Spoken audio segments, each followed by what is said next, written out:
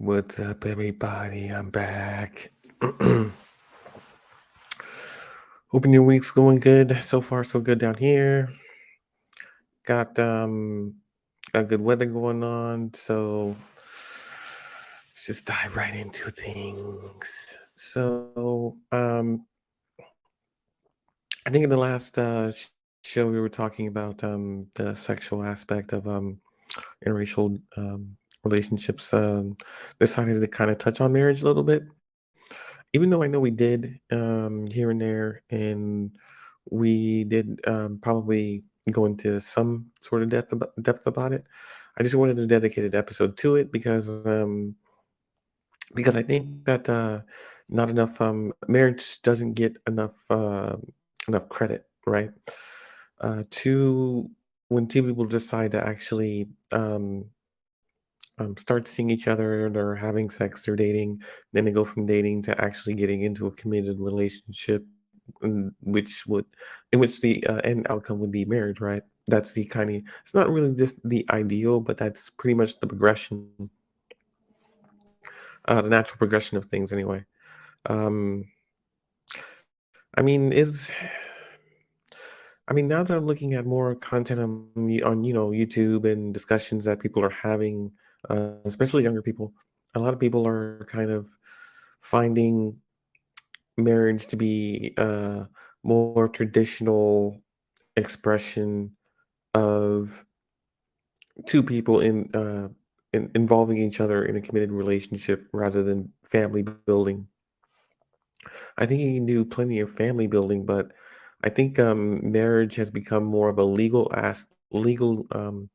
aspect of property ownership um, and finances rather than uh, a family building exercise, right? Because you can have a family and just never be married.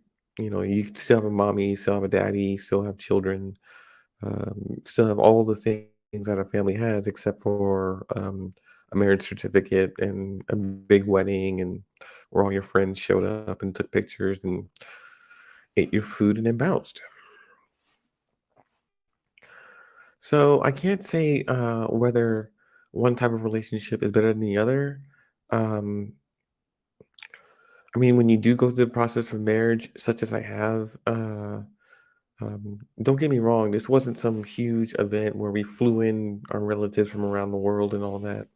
This was justice of the peace, like two people standing in front of a judge, officiating like state business or something, but it was, as real as in any wedding. I mean, any marriage. I took those vows, right? But when I did, I was under a pretense that um, uh, family, like maybe family um, would be more involved in helping us out with our situation back then. Um, I mean, back when I first got married, you can have like maybe one job and still kind of get by, but these days you need a side hustle for if you want to do anything or if you want to sustain anything in life. So, uh, times change, people evolve. So now, you know, I don't know if I'd get married. Someone asked me this a while ago. When it's one of those long conversations you have with somebody when you're trying to get to know you. Would you get married again? Because they knew I was married. I told them I was married. Went through the whole scenario of how I seriously fucked up that marriage and how I learned a lot from it, and um, how I grew as a person and things like that. But at the end of that conversation was the question, would you ever get married again? Ooh, excuse me. But the answer is the the default answer is no. But deep down, I mean, never say never, right? Um, if you do find that person, whether you're here in the States or you're flying around the world, you're probably, you spend enough time with someone, you're gonna wanna, maybe commit. But to take the plunge and get married, I think is just a whole nother step that deserves more respect than a quick answer, right? Because if I say no, then I'm putting a cap on something something I can easily fall back into again. If I say yes, then it kind of means, yes, it does mean I'm open to it, but it means that it would have meant that I'm ready to get into that kind of serious lifetime commitment with a single woman and build a family and put in some serious, like, 10, 15, 20 years, 30 years. I mean, in a relationship, that's hard to really say, yes, I'll do that today. 1950s, 1920s, I can understand, right? What else were you going to do? There weren't so many options. So, there wasn't technology, there wasn't as many social events to attend. But now that we have this times 100,000, um, I mean, we're more hyper connected now than we ever before, but we're more disconnected than we ever before socially. We have digital workspaces and meeting places. And it is good to speak from people from around the planet or from around the country. So that is definitely one good thing. You don't have to be on site, at work to work for somebody who, is across the state, East Coast, West Coast, which is also a good thing. But I mean, there is the cost for social interaction, going outside, talking to people, talking to complete strangers, introducing yourself, um, asking a girl out on a date, for a cup of coffee or something. I, so I go to Starbucks, or I used to go to, well, I go to Starbucks. It's kind of like my safe place, right? Sometimes back in my days of learning my kung fu, my computer kung fu, in order to get away from everything like my house and the stresses and the stressors of my house, I'd leave, take my laptop, go to Starbucks, and I would just work on my personal projects. And I'd be in my own world in my own head, right? And I remember I would just sometimes look at different women walking in and out, and some you'd see every day around this time or whatever. And, sooner or later, I got up like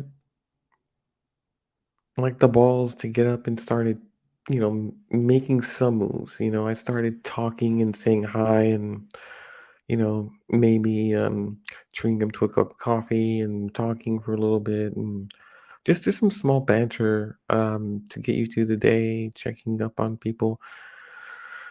Um, I don't have that now because I'm, mostly here at the house, but I do miss the small things. The small things can kind of get you through the day.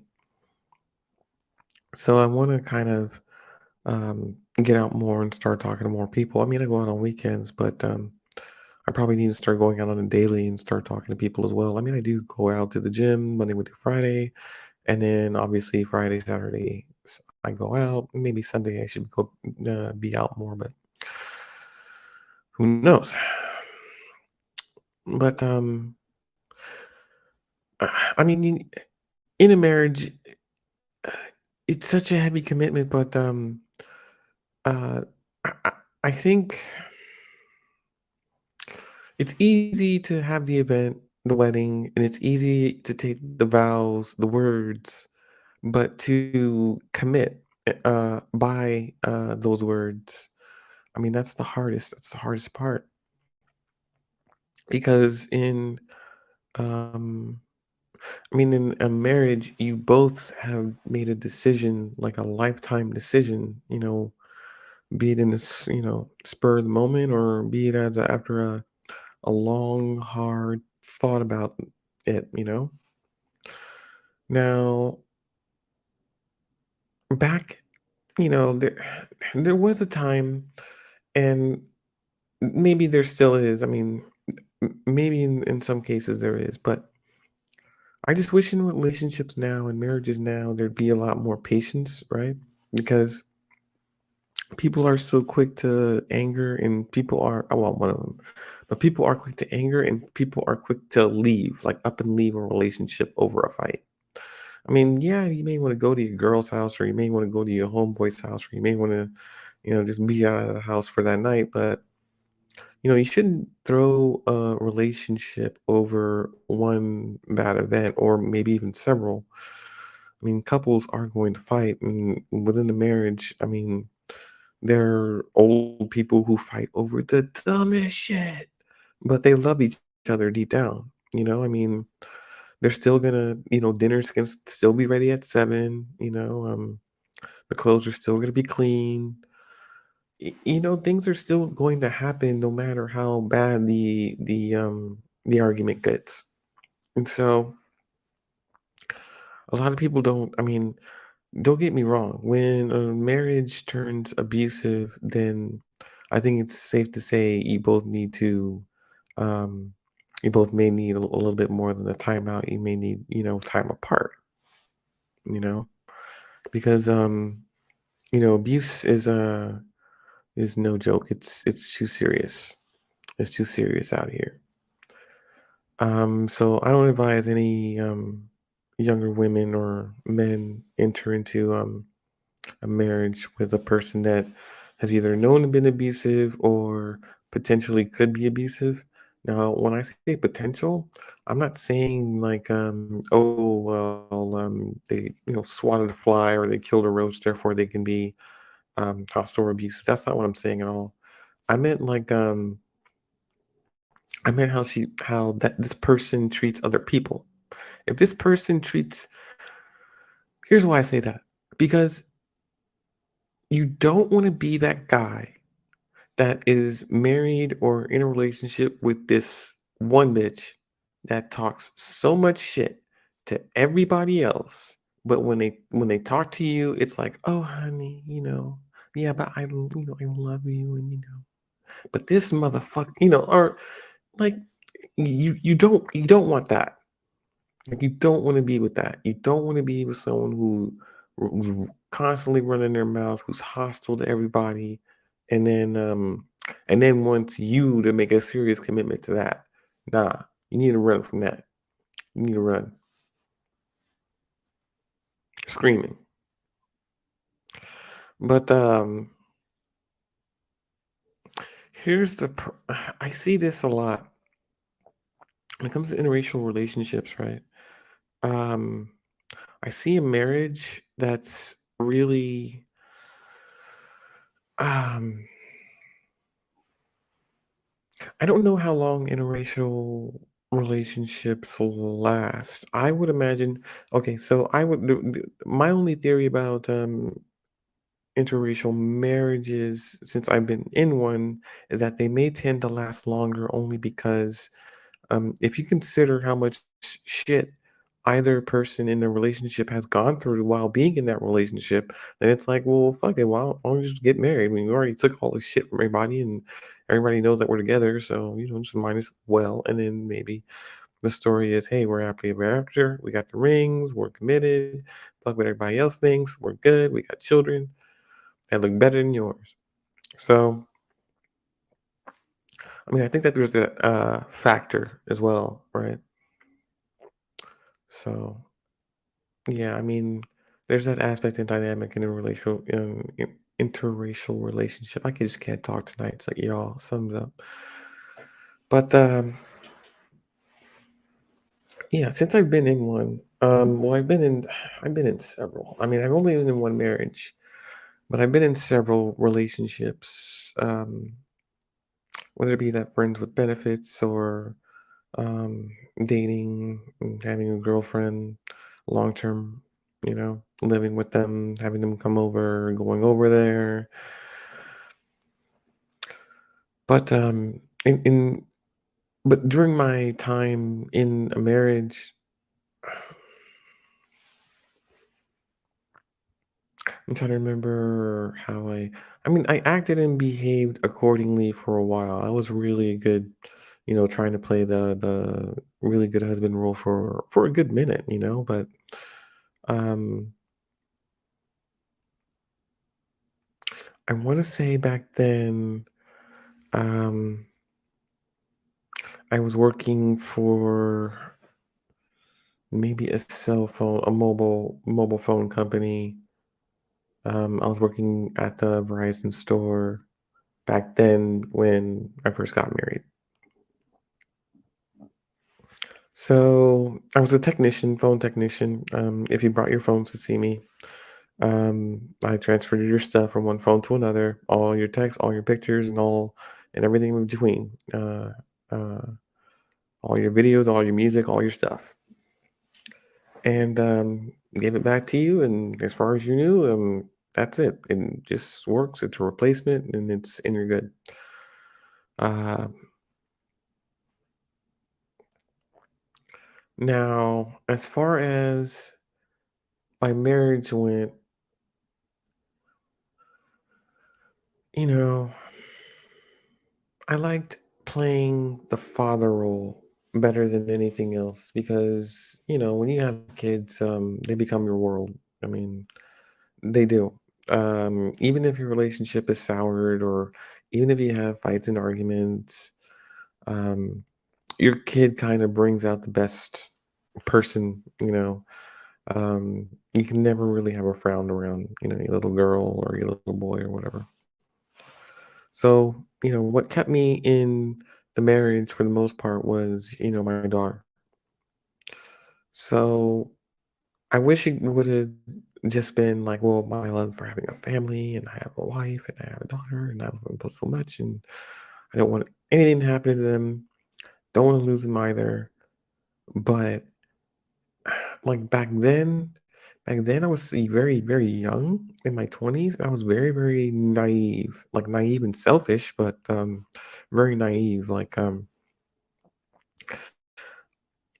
I started stepping out on the wife. Um, I think back then for a multitude of reasons, but I mean none of them were good. But I mean they're all selfish, of course. But I mean the point I'm trying to make is that back then I didn't fully understand that me as a husband stepping out on my wife in a marriage is uh extra fucked up. Let's put it that way. It's a special kind of fucked up because you've made a commitment, but you really didn't mean it. You lied. You said things that someone else wanted to hear, and I mean that's what I believe that's what it comes down to when it comes to cheating.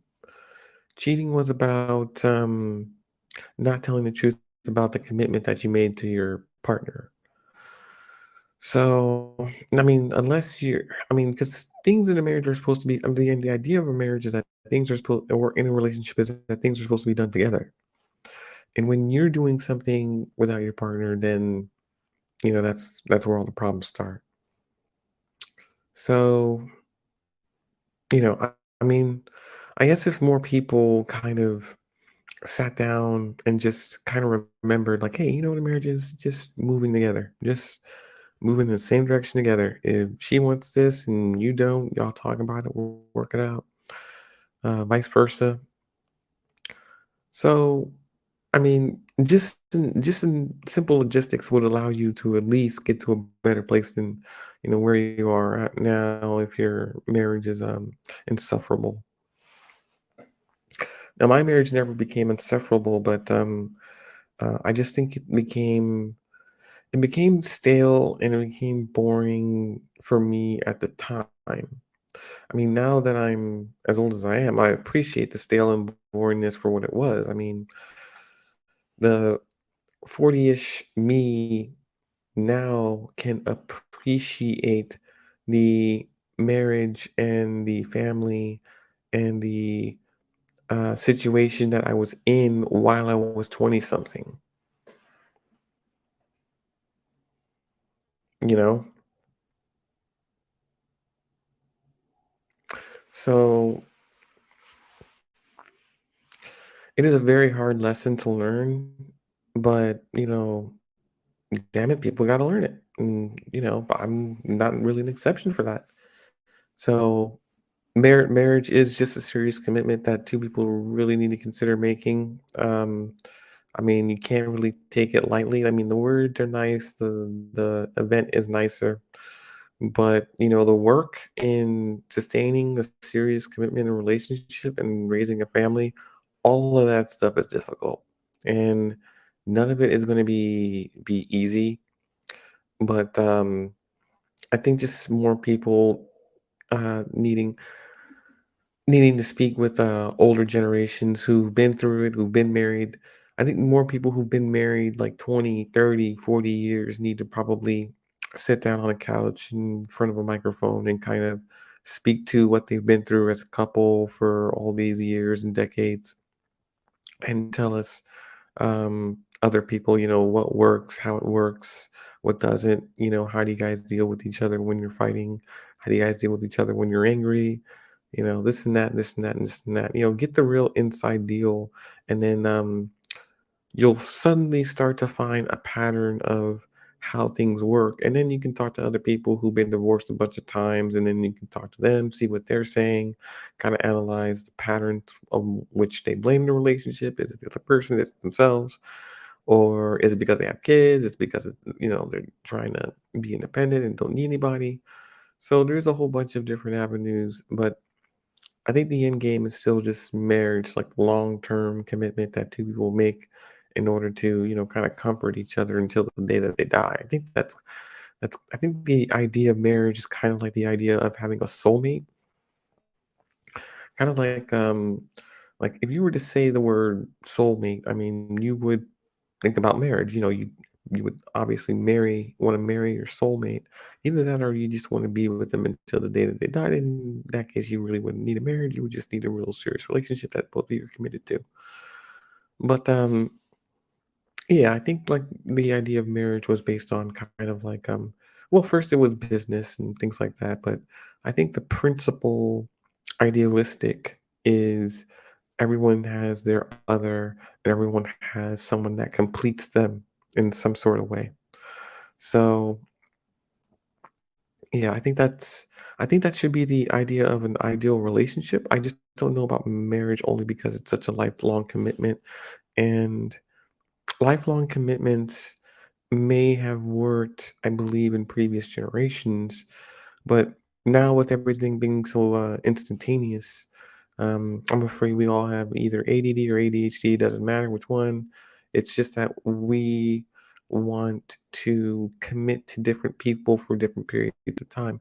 Like it's become a gig economy, right? So you only have like contracts. The world operates by, a period of time from here to here. So I think that we're coming to relationships being the same thing, like from here to here. They have like some kind of shelf life, of an expiration date that needs to be either renewed or denied or something. So I mean, there you have it, but it's just not something that people will place as high a value as one would think that they should. But that's younger people for you. I mean, me myself, I would. It's why I would lean toward no if someone just asked, "Would you get married again?" I'd say no because it's a serious commitment, and people right now, women right now, are not about serious commitments right now. At least not here in the states. Find you a woman maybe overseas that was raised to believe in something like that. Then maybe we'll talk about it, but until then, probably not. Not in today's society, not with today's women. I mean, not unless they've been raised with some old school values, which still, um, happening out there, but it's very rare. So, you know, not to down or um, downgrade modern women in the modern era, but I mean, it's just a big leap from yesteryear of women that were available. So, you know, it is what it is, but you roll with it. But I think a lot of less people are going to see marriage as a viable option only because I don't think everyone's going to be so ready or raised to be so ready for like a lifelong commitment. Because if we're doing it in the job sector, remember when you did come out of high school, you did have a job that your dad worked at, whether it was a plant or a store, a small business. Like you would have a legacy that would last like an entire lifetime just because um, back then, you can hand people a future. Now you have to build the future yourself. You have to learn how to, build in the modern era. I mean, the industrial revolution is now digitalized. So, everything is going to be all about the computer, which is why I guess I became an engineer. But my mother called that out way before anybody said anything. Um, so shout out to moms. But yeah, I mean, for the most part, a serious commitment, like, I mean, today, it's gonna be. I mean, if I had to take a guess on a shelf life of a really good happily ever after marriage, I would have to say maybe like I want to say what 30 years, something like that. 30, 35 years, 40 years. You guys make it that far, but I mean, these are old school values I'm talking about without the influences of the modern era. Now, a good marriage in this modern era, I'd say is probably, being happy and all that, no arguments, no abuse, no real trauma or damage, maybe building a family, no cheating. I have got to say maybe like 5 years. 5 years shelf life for a marriage of two average age people. I'd say, let's just say 25 to 30, and um, both of them working. Modern era, you need a income household anyway. And they decide to have children, and it's either one or two of them, one or two children. And all of a sudden, husbands may not be getting sex as much anymore because of the children. Um, wife not may not be working as much anymore because of the children. Um, maybe things, get hectic before they get better, you know. But there's going to be a time where, as the children are getting a little bit older, and the attention and focus is still on the children, the man's probably going to want sexual intercourse or more frequent sexual intercourse than he's getting, and he's going to realize that he can't get it out of his wife, but he knows he can get it out, outside outside the home. So, you know, and then there's that, cost benefit analysis. It's like, yeah, I want some for my wife, but she's really not in the mood, and then versus, some, young thing out there that's excited to have you and to see you and can't wait until you get into your car and go and do all that. So, I mean, it's for a man, it's a no-brainer, but for a woman, it's like, how could you do that? Yeah, I get it, but you know, um, I mean, men are, driven by their biological imperative, and I mean, yeah, it sucks, but it is what it is, right? I mean, you can't really change the nature of man, how much women complain. They can't tame or change the nature of man. I mean, they can, you know, maybe get us, to fall head over heels in love, and maybe we do stupid things and and we say stupid things, but we do stupid things as well. But for the most part, we know what we're doing. We know that you know what you're doing. So it's not like we're completely stupid. We just like to let you women think that we're stupid. Uh, but in my marriage,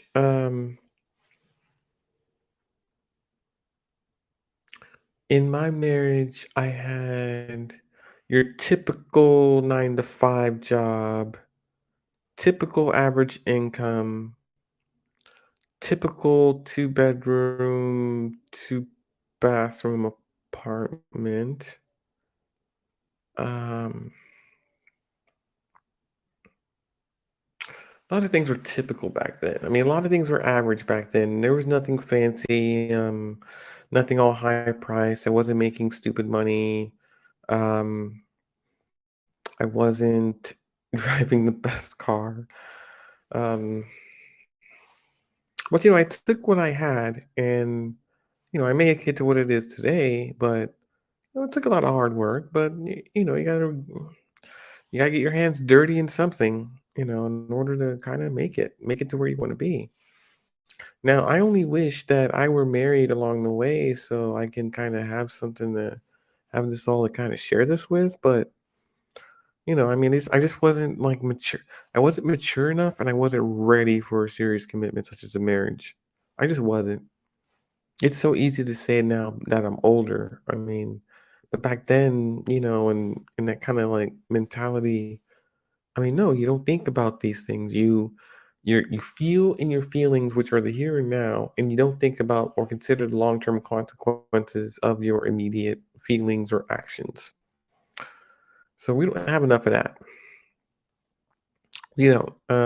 So I'll be the first to hold myself accountable before anyone else.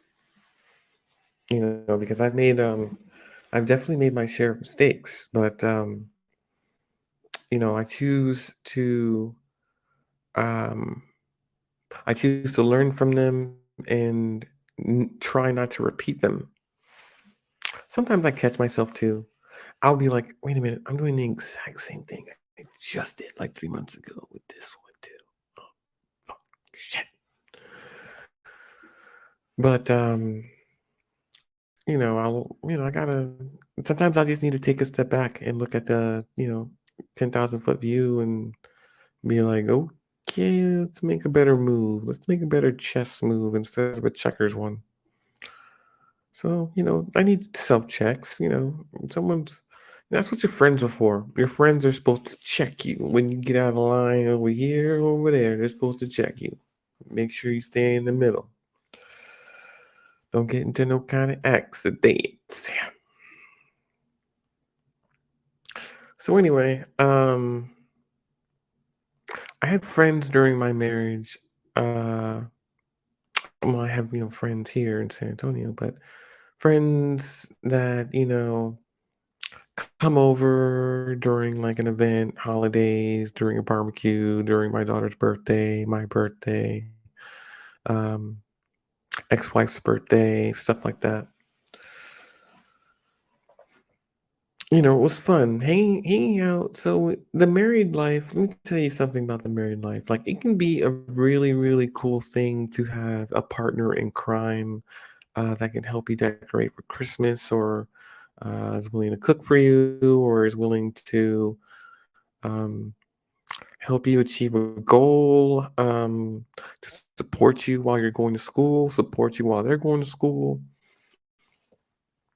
I mean, I mean, it can, when you find the right partner, the right wife or husband,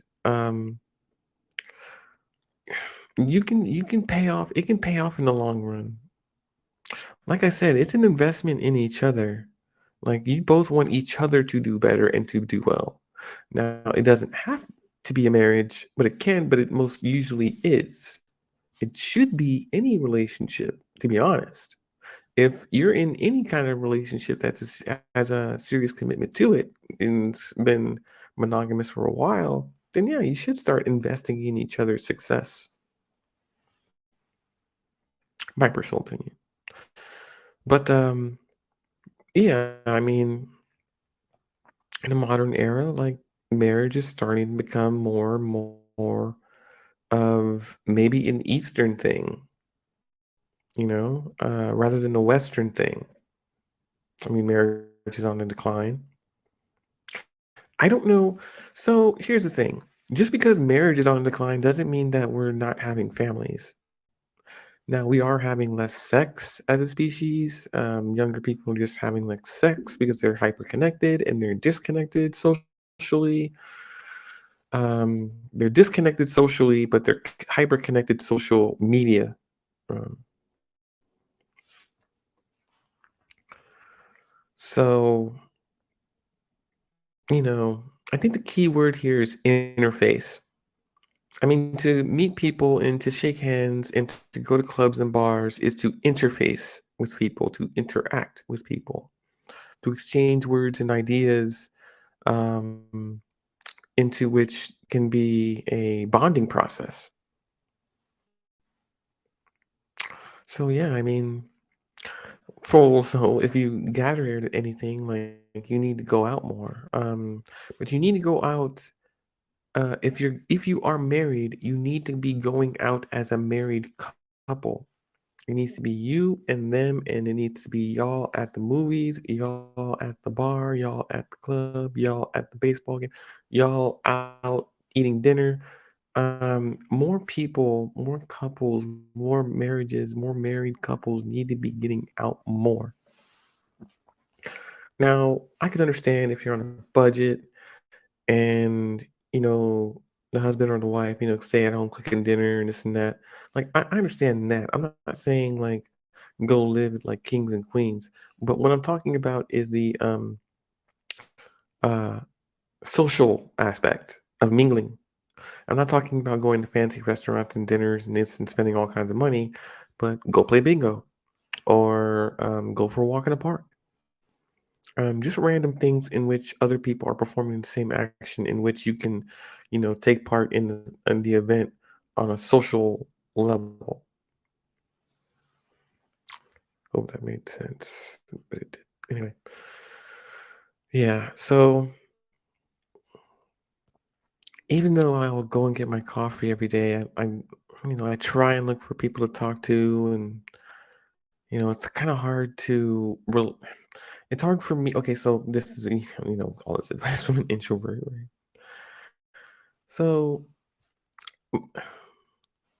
I mean, when you have a microphone, it's different too. Like my microphone then allows me the freedom to express my thoughts and ideas in completion without any interruption or interrupted value of having to respond to any type of query or this and that. So, I mean, there's that. I mean, there's a steady flow that I can just push out there at any given moment. But in social actions, it's a give and take. It's like, a poke and a prod, a question and answer. Excuse me. A long drawn out answers go from here to here to here to here, all to bring it back here, you know.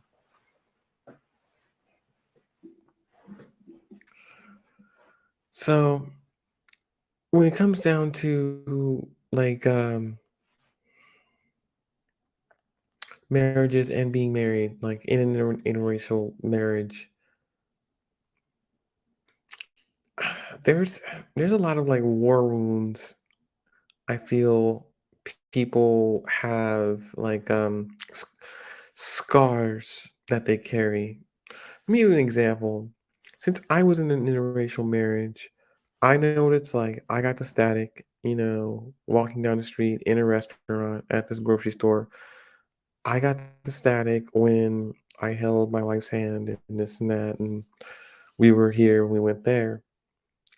But now that's over, I don't regret any of those things. It made me a stronger, better person as far as I'm concerned. Um, I understand more about shaming, I understand more about strength. I understand more about what it takes to be a man and to hold your wife's hand in a marriage while you're in a serious committed relationship. I know what it's like to be a father, or an interracial child.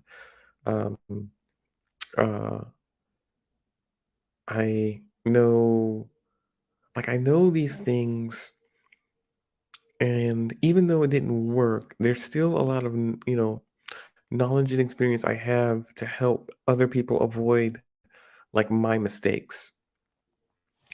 So don't write off my words just yet. But yeah, I mean different different women like different attributes about men. Uh from what I can understand, women want a provider and they want a protector, but they also want someone who can just put it down, right?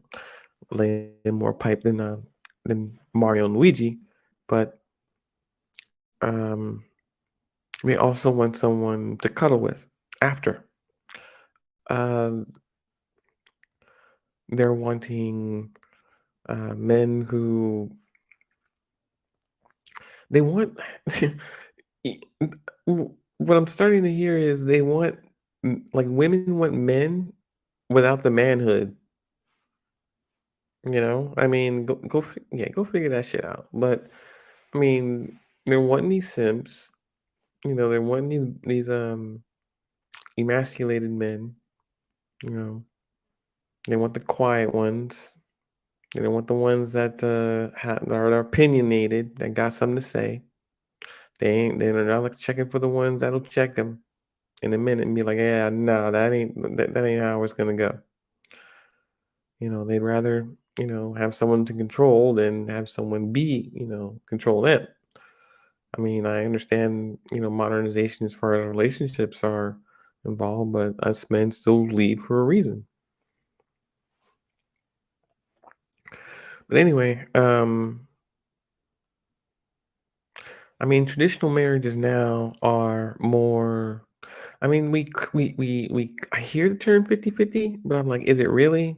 Because it's looking like 51-49, or it's looking more like 90-10, or even 95-10, or 95-10, but 95 5. You know, some relationships in which one partner is doing damn near all the work, and the other partner's just slacking off.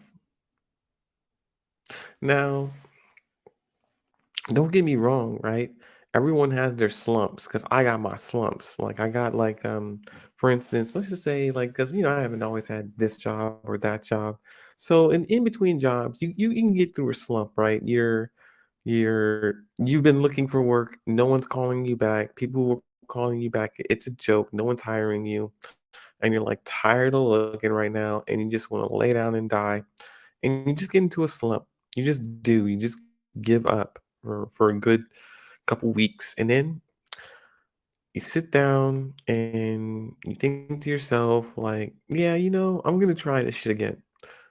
You look for a job, and then maybe someone calls you, maybe then the interview, maybe they can get that far, and then you eventually find something to get back on your feet, and now you're Mr. Invincible again.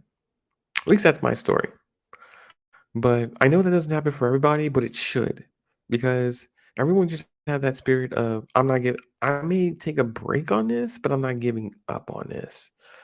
Um, like pushing a boulder up a hill is like hard as fuck, but I think if you lean your back and take a break for a minute before you do another, manly push up that hill, that boulder, um, you take a small break, collect your thoughts, you change some things up on your resume or what have you, reinvent yourself a little bit, put yourself back out there, keep trying. Eventually someone will catch you and love you like the little lost puppy you are. Um, with the employer employee relationship. So now, I'm not sure. I mean, with all of the, I with the harassment at the workplace, they call it.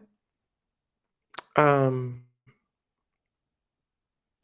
it's becoming far more difficult to approach a woman at the workplace, even if you guys are into each other, because of all the harassment laws and training and stuff they tell you not to do. It is, although it is perfectly permissible to have a relationship in the workplace. Da, da, da, da, da, da. I'm like, what? Then what's all this for?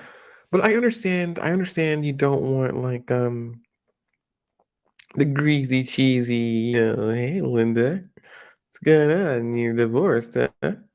How about I take you out to dinner to celebrate my treat? Something like that. I mean, I get it. You don't want that guy to have free reign to hit on every like woman available or not down the hall. But that's not most men.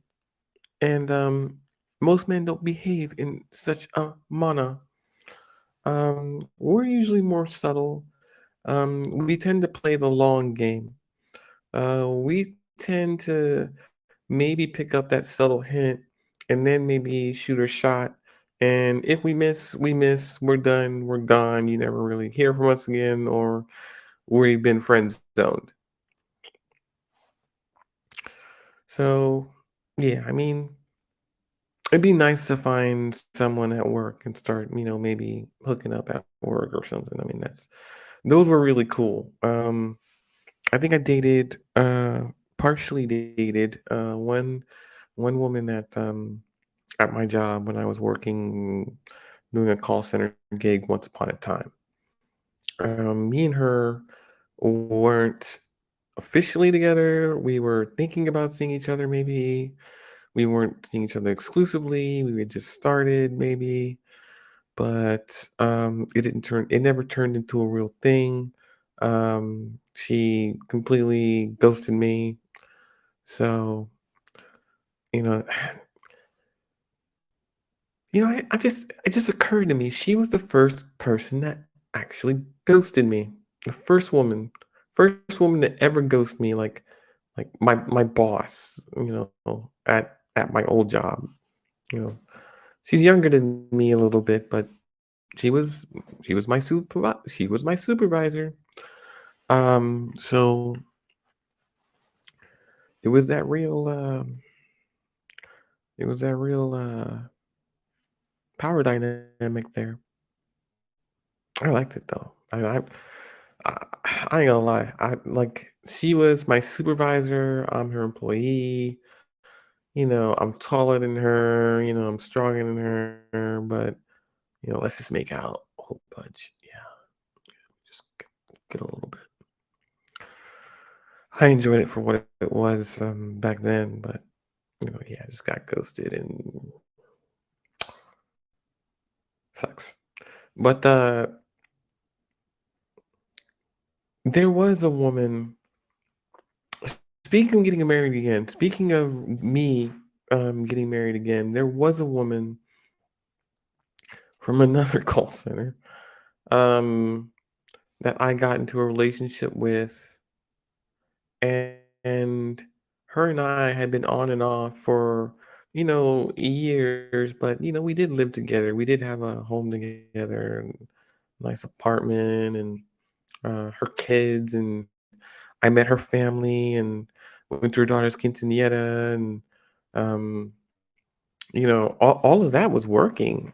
I mean, I met her father, I met a lot of her family. Like, so it was a real serious monogamous relationship, but it just didn't turn into a marriage. And the thing is, we did talk about it. And I'm like, I don't know, do you want to get married? Do you want to marry me, or do you want to be married to me? She's like, yes, I would. I'm like, So, like how how your heart jumps out of your chest because someone just readily agrees with you in marriage. So, I mean, obviously I'm not married to her. Obviously that never happened. But the fact that she did say yes, and the fact that maybe um had I considered that as a serious moment, I would have gotten a ring, an engagement ring, been like, "Baby, you mine. You here it is, and we're gonna get married somewhere, and it's gonna be me and you, and we'll just be man and wife and live happily ever after, like king and queen." So, I mean, if I had taken marriage as seriously, you know, I'd probably be married by now to that girl I was just describing to you. But, that was my problem. That was my problem back then. Being younger, and there are a lot of things you can't see in front of you, like a real serious relationship or um, someone that you're in love with that you should give your all to, but someone, yelling as a cry for help, wanting to harm themselves or other people. Like there are a lot of warning signs and red flags, but there are also a lot of yellow and green flags too. You gotta look out for them. But in a marriage, I think you have to. A lot of people are just gonna have to develop a lot of thick skin. I mean, a lot of young people have been coddled way too much. Your feelings are hurt and you want an apology. Da, da, da, da. I'm like, nah, no, no, nobody's gonna owe you anything. You're gonna have to work shit out on your own. You have to deal shit with on your own. You can't. No one can really live in the state of anger forever because they see somebody or whatever, or because of some event, or because you didn't get your little way. That's a child mentality. When people need to get rid of that. You gotta grow up sometime. Everyone does. I mean, that's kind of what marriage is all about. Marriage is about growing up. It's about saying, I'm no longer a kid anymore. It's no longer about me anymore. Now it's about somebody else and somebody else and somebody else. It's about the members of my family. It's about my friends. It's about my job. It's about my responsibilities, my duties as a husband now, rather than me going out, running around and doing God knows what with who. So, I mean, I think men evolve to that state, but it takes us a while to get there. So, um, yes, I obviously wish, hang on, here, just a little bit. I obviously wish that my 40-year-old self could have a chat with my 30-year-old self and then my 20-year-old self and then sit them in the room and be like, hey, this is what it is up here, bro. You can't be doing all that, and you can't be doing all that. You should be doing this and this and this, making these kind of moves. Now, it's easier for me that I'm, where I'm at now, but um, yeah. So marriage is as serious as it is. Uh, um, we need to not use it so flippantly. I mean, our culture now just takes marriages and makes it into a TV show. I mean, that's not really what it should be or about. I mean, we'll monetize anything, to be honest. I mean, that's just the state of play we're in, but it really should be about like a long-term dedicated relationship with two people, involving and raising and creating a family, family building. I think we need more family building. America can be saved by families instead of um it's the family. Okay, so America is not going to be saved by single mothers or single fathers. They're going to be saved by families, by men and women entering a stable relationship in which they can raise children who can be functioning adults that can make better, responsible choices um, uh, due to parental involvement and guidance. So there you go. I mean, that's a solution to a very huge problem. Only because you can't. Like I remember in my day in school, you used to be able to depend on a teacher to teach you some social studies and teach you about some sociology, how you can interact with people, um, some minor psychology, uh, how speech is used, how propaganda is used, stuff like that. So yeah, I remember all these lessons that you learn in school, but to implement them in your everyday life is quite another ordeal because I mean those lessons are good to learn. Lessons are good to learn for academics, but when it comes to social interactions, it's really on the fly. You don't. I mean, you have time to think, but what are you thinking about? So and people's attention spans, you can drop someone's attention span just by forgetting how to say a word or what word you wanted to use. So what I've learned is, you have to learn how to complete a complete thought, no matter how wide um, gap gap the connections may be, as long as you're able to bring them to a nice um, uh, point that intertwines, just to make sure you bring it all home, uh, you should be fine as a debating artist. So yeah, I remember